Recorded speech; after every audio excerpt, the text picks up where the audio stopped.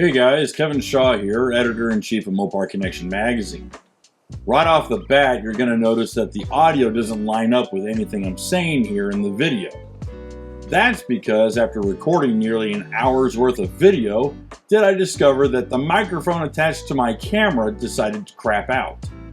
Needless to say, it was incredibly frustrating and several choice and not so family-friendly words were said. So instead, I'm going to have to type out everything that's going to be said on today's video and read it as voiceover. So again, sorry if it's a little unnatural watching it this way. Trust me, it's not what I had in mind. So with all of that out of the way, let's talk about what we're doing here. Believe it or not, our long-term project car, this 1969 Charger, has got rust problems. While the flying buttress C-pillars on the second generation Chargers are super iconic to these cars, they also really suck when it comes to collecting moisture. I did all the metal work about 2 decades ago, and to say that it wasn't what most of us would call professionally done would be generous. I patched up the rotted lower quarters, stitched in a replacement trunk pan, and replaced the Dutchman panel you see here. More importantly, this car's got a pretty cheap paint job on it. I think at the time I paid about $3,500 to a friend, and that included some paint materials and quite a bit of skim coating just to get this car looking as good as it does now. This is not what anyone in their right mind would call a professional restoration, but what I might call a solid looking 10-footer. Like most of you, I can't afford a big detached garage or a climate controlled barn. Instead, this car sits in my home garage and coincidentally just beneath the bathroom that my 3 kids use. Well, years of little kids splashing in the bathtub and jumping out of the shower dripping wet sent water dripping through the bathroom tiles and onto my car. Thankfully, the bathroom has since been remodeled and the kids have gotten a little older and hopefully a little better at drying off first in the tub before jumping out. But I've still got some serious corrosion that's starting to build up here in the window gutter that I can't leave unaddressed any longer. As you can see, the lower window trim is hanging on by just 1 or 2 clips. The other 3 clips have completely eaten away and the gutter itself is starting to show it. Thankfully, the gutter doesn't need any patching or repair. We're catching this just in time. If left as is, I bet I'd be replacing or patching and certainly repainting it within 3 to 5 years. Instead, what I've got to do today is clean up what rust I can find, mitigate any future spread of cancer, and install some fresh hardware to reattach the trim. While I'm at it, I'll also clean up the stainless trim since it's starting to discolor too. Seeing that I can easily remove the trim surrounding the window, I'm going to just remove this centerpiece in the 2 corners and set them aside for now. Next, I'll lay down some 3M painter's tape to protect both the paint surrounding the window gutter and the glass itself. The glass is original and that means brittle. The edges are already dulled and chipped and I just don't want any cracks appearing that could easily spread and shatter the glass completely. Equally, while the paint is decent, there's no reason to not take a few extra seconds to lay down a little bit of extra protection. Again, tape is cheap, touching up paint isn't. Cleaning out the window gutter is pretty simple. Using an air nozzle, I blew out the loose debris. Then I took out a soft bristle brush, not a metal bristle brush, but one of those from Harbor Freight with the black nylon bristles, to scrub out any loose flaking paint and remnants of the broken trim clips. And wanting a clean surface, I started with a little brake clean on a rag and began wiping as deep as I could in the narrow channel. I didn't use anything super aggressive because I didn't want to take off any paint. Acetone or paint thinner will do way more damage than good here. With a clean surface, it was easy to tell where most of the water gathered, just in the deepest corner of the channel. Unfortunately, there's no way for the water to drain out without drilling any holes, and that's something I just didn't want to do. Either the water would collect in the window gutter or it would drain into the trunk, which could be much, much worse. So I'm just opting to leave it alone. Instead, I decided to lay down a couple layers of POR 15 rust neutralizer and protectant. Admittedly, I've got a bit of a love-hate relationship with this stuff. I love POR 15 for coating the underside of trunks and floors, subframes, and everything on the underside, but some of you will recall me trying to use their colored engine paint, and that stuff was like trying to paint with tar. Our engine just came out looking terrible with heavy streaks and giant globs dripping down everywhere. POR 15 is incredibly heavy and lays down thick even when you try to lightly brush it on. Plus, for the longest time I couldn't find small cans of the stuff. It was always found in big quart-sized cans that inevitably dried out before I could use it again. Thankfully, I stumbled onto these tiny 4-ounce cans at Advance Auto, but POR 15 makes you buy 6 of them at a time. So I guess I'm buying the same amount of actual product, but for a little bit more. But I can spread it out over time a little bit longer. Seeing that I wasn't covering a big area, opening up a single tiny can was a much better idea than buying a single quart of the stuff. Again, I paid a little bit more, but it made more sense in the long run.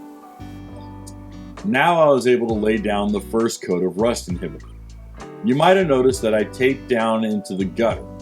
I did this because I really didn't want the glossy black POR 15 to show up around the trim. The goal was to hide any repair that I was doing. What I ended up coating was the lowest or backside of the channel and halfway up the painted side. I also coated 2 of the trim clips that were still in decent condition. I'm not going to lie, POR 15 is a bit of a pain in the butt. If you're applying it upside down, it's going to drip everywhere, including all over you. While trying to spread the thick, gooey coating into the tighter crevices, I had to go back again and again and again and again to spread it back out.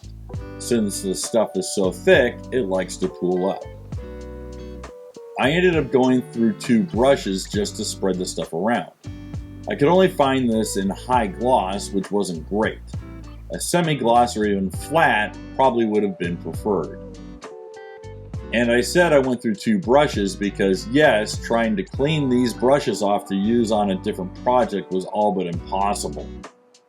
POR 15 totally ruins brushes, so just be aware of that going in. Oh yeah, one more thing. It takes forever to dry. I turned on the shop fan and pointed it at the rear window just to speed up the curing process. I'm still not sure if it helped. Once it had dried, the stuff was on strong. Now I know I might have been a little harsh before, but in all sincerity, there's a reason POR 15 is one of the most successful names in rust prevention. The stuff seriously works. But again, like I said, it took a good while for it to dry. So as it did, I took the opportunity to spend a little time cleaning up the rear window trim. Unlike the plated aluminum side moldings of my 1970 Plymouth Fury, this stuff is made from stainless and doesn't need a whole lot of coaxing to look good. Yes, the damage caused by collecting water over the years had discolored the trim, but it wasn't anything a very mild household green scuff pad couldn't fix. In fact, using a red Scotch-Brite pad was just a little too aggressive and left deeper marks than the milder green pad did. This leaves a bit of a duller finish than some might prefer, but I prefer the brushed finish over a super high reflective surface that is more akin to show cars. Call me crazy, I guess. So with a little elbow grease, I managed to remove any discoloring and restore some of that original luster. I even went over the folded tabs with a pair of needle nose pliers and snugged up the connections. Okay, cool. Now that our retainer clips have come in from year 1, I was able to start buttoning up the rear window. I thought I had these in my collections of bits and pieces, but these clips are unique as they sit lower in the channel and suck the trim in closer to the window, making it almost flush. So I had to pony up about $30 for this baggie of about a couple dozen clips and the wax tip screws. The screws are supposed to provide a seal that keeps water from dripping through. which is a nice touch that I frankly hadn't considered. I'm going to hold these up to the camera so you can take a better look. They're easily found on Year One's website, or if you're a little bit more old school like me and prefer a printed catalog, you can look them up there too. It doesn't look like the part number is listed on the label. I decided it would be smarter to not try and drill out the old clips that had all but rotted away and try to directly replace the clips, as drilling into an uneven surface could result in me damaging the paint or the glass. The risk just didn't seem worth it. Instead, I opted to drill into fresh metal next to each old clip. The new screws would bite better and the clips would sit flat anyways. I started by placing the clip where I wanted using a small screwdriver with a sharp Phillips tip. Then I gave it a couple good whacks to leave a witness mark. This allowed me to use a 5/64 bit and then chase it with a slightly larger 7/64 bit. If I was a little less comfortable with my drill, I would have kept my painter's tape covering the paint and the glass for a little added protection. Again, there's no shame in being careful. Then I was able to screw in each clip using the supplied hardware. To be completely honest, this came together pretty easily. I just placed each clip directly next to the old broken clip. This, of course, will drive more of you perfectionist types bonkers, and I'm sorry for that, but what I'm trying to accomplish here today, this did the trick. And with that, the lower window trim snapped into place just as good as it did from the factory. Interpret that for how you will. Hey guys, we're real excited to announce our new shirts for Mopar Connection, including our I Speak Mopar shirt with some of the most legendary names iconic to Mopar, like Panther Pink, Go Mango, and Pistol Shifters, and much, much more. And we also have something special for you small block guys. The new Order of the Small Block. This one has the timing rotation of the small block LA and Magnum motors listed there on the back. And we still have plenty of our What Does Mopar Mean to You shirt and our Order of the Big Block shirt. You guys can find these all at the Mopar Connection store at www.moparconnectionmagazine.com/shop. Guys, this video wasn't meant to be anything really enlightening, but instead to show you that you can have a painted car that looks great and still be able to work on it when you need to. I really don't get all the hype and pushback from guys here on YouTube saying you shouldn't paint a car just because you'll never be able to enjoy it or work on it ever again. I've had this Charger for nearly a quarter century, and it's been painted since 2008. And yeah, it's full of chips, dings, a few belt buckle scratches, and God knows a whole bunch of dents where I've dropped tools on the fenders. It's certainly not what you'd call a cream puff, but it's also not what you would call a beater either. And that's just kind of my point. You can enjoy, wrench on, beat on, and race a car with a pretty affordable paint job on it. Heck, I just showed you that it's rusting out in some spots, and we just fixed those. I don't see how having a decent coat of paint on it made my life any more difficult for me to fix it, right? So again, that's kind of my point. Don't let anyone tell you you can't build the car you want or enjoy the car the way you want it. It's yours, and they can just pound sand. Guys, thanks again for watching all the way to the end. If you enjoyed this video, why don't you hit the like button, leave a comment, and maybe even share it with your friends. It'll definitely help us grow the channel.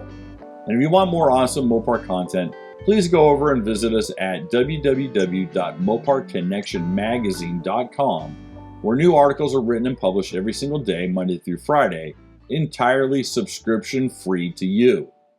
We'll see you there.